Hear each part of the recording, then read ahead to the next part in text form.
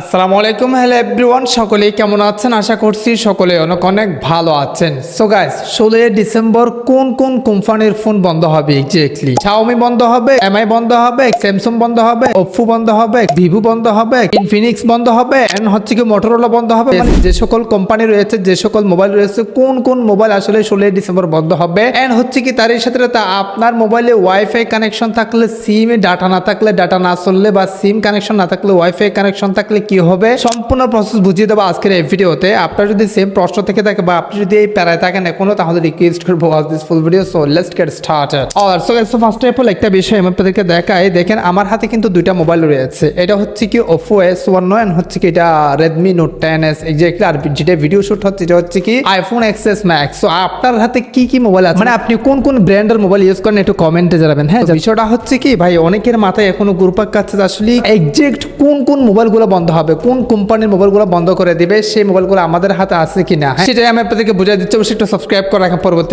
Interesting video পাওয়ার জন্য। কমেন্টে জানার কোনো প্রশ্ন থাকলে। সো বিষয়টা হচ্ছে কি ভাই, কোম্পানি ইটস নট ম্যাটার। আমি আপনাদেরকে প্রপারলি বুঝাই দিই, বাংলাদেশে যত ধরনের কোম্পানি থাকুক না কেন, মূলত মোবাইল বন্ধের ক্ষেত্রে ডিপেন্ড করতেছে ট্যাক্সের উপর। হ্যাঁ, ট্যাক্স বলতে আমি আপনাদেরকে বুঝাই দিই, ধরেন বাংলাদেশে বলেন বা আদার্স কান্ট্রি থেকে যে মোবাইলগুলো আনতেছে, বা বাংলাদেশে যত মোবাইল থাকুক না কেন, বা যত কোম্পানি থাকুক না কেন, যত কোম্পানির যত মোবাইল আছে, সেই মোবাইলগুলোর মধ্যে যে মোবাইলগুলো মূলত সরকারকে ট্যাক্স দেয় নাই, সেগুলো মূলত আনঅফিসিয়াল মোবাইল। আর যে মোবাইলগুলো বর্তমানে সরকারকে ট্যাক্স দিয়ে মানে বাজারে লঞ্চ করছে, মানুষকে বিক্রি করতেছে ভালো দামে, সেগুলো মূলত হচ্ছে কি অফিসিয়াল মোবাইল। আর অফিসিয়াল মোবাইল এই জন্য বেশি দামে হয় যাতে সরকারকে ট্যাক্স দিতে হয়। এখানে নির্দিষ্ট কোনো কোম্পানি নাই, যেই রকম কোম্পানি হোক না কেন, সেটা যদি সরকারকে ট্যাক্স না দিয়ে ফোন বিক্রি করে, সেই মোবাইলগুলো বন্ধ করবে। আর যদি সরকারকে ট্যাক্স দিলে সেটা বন্ধ করবে না। এক্সাক্ট আমরা তো সবাই জানি 16 ডিসেম্বর মোবাইল বন্ধ করে দিবে। কথাটা হচ্ছে কি, এই যে বাংলাদেশ তৈরি হওয়ার পর থেকে 16 ডিসেম্বরের আগ পর্যন্ত যে সকল মোবাইল আমরা ইউজ করতেছি, সেখানে হোক বা আনঅফিসিয়াল হোক বা অফিসিয়াল, সব মোবাইল কিন্তু সক্রিয়ভাবে অটোমেটিকলি কি হয়ে যাবে, অফিসিয়াল হয়ে যাবে 16 ডিসেম্বরের মধ্যে। এরপর থেকে যদি কেউ কিনে, সেটা মূলত বন্ধ করে দিবে যদি বা আনঅফিসিয়াল কিনে। এক্স্যাক্টলি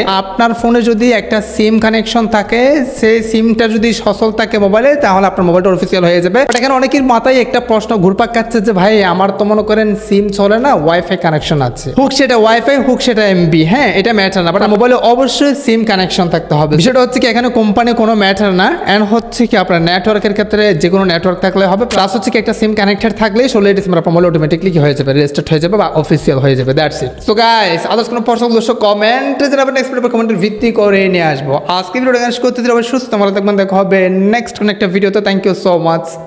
আসসালামু আলাইকুম।